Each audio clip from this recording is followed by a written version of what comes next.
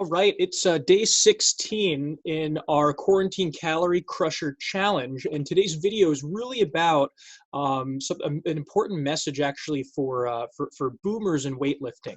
And you know, it's funny because you hear this very often in fitness, and especially from people 65 and up say, "Oh, weightlifting is for young people. Weightlifting is for people that are 20 years old."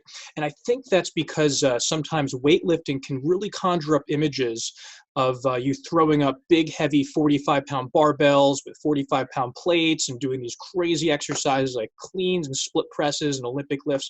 And that can't be further from the truth. Actually, weight training just simply means resistance training and putting resistance on the muscles, right? There's actually a reason we want to weight train. In particular, why the one special population really should be the 65 and up group, the boomers.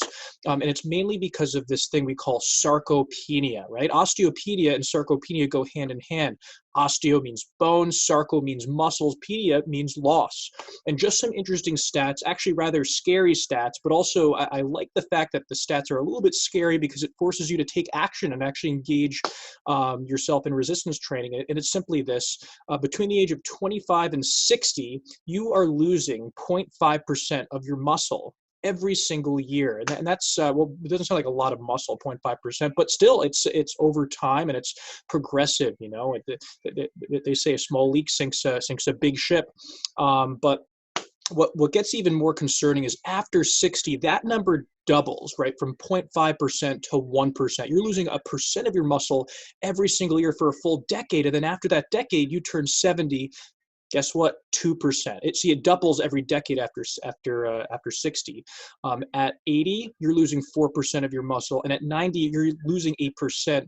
And so that's concerning. But here's the really encouraging thing: you can actually slow that process down. You can actually stop that process. You can reverse that process. When I say that, most people face that with a lot of skill. You can't reverse you actually can. You can completely reverse that process. Now, mind you, I'm not talking about aging. You can't reverse aging, obviously, but you can absolutely reverse muscle loss, and you can actually increase your muscle gain. Late into, after your 60s, 70s, and 80s, you can gain muscle, not bulk, but in terms of muscle mass and tone, and preserving it. All right, so real important.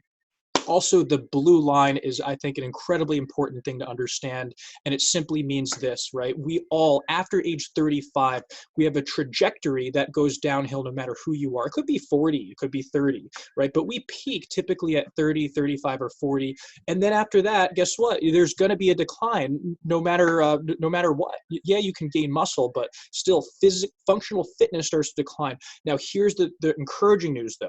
You have control over your rate of decline. And here's what I mean by that. You can be 75 and you can have a functional aging trigger that goes right down here, right under what we call the disability threshold. Check out that chart that I just posted next to this video here. And guess what? There's also people who are in their 90s, 95, and they're still playing 18 holes of golf all the way up to the point of them no longer being here. They're physically active. And so we call that the blue line. And then there's the line in between that just, regular aging. But our goal, let's say in weight training, is to give you that blue line, to make sure that you are physically active all the way up into the point of you no longer being here, or just the rest of your life, to just enjoy life in a physically active state.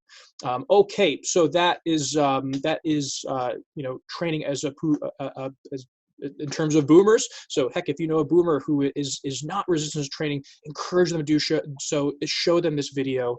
And as we say here in the Courage Corner, live inspired and take action.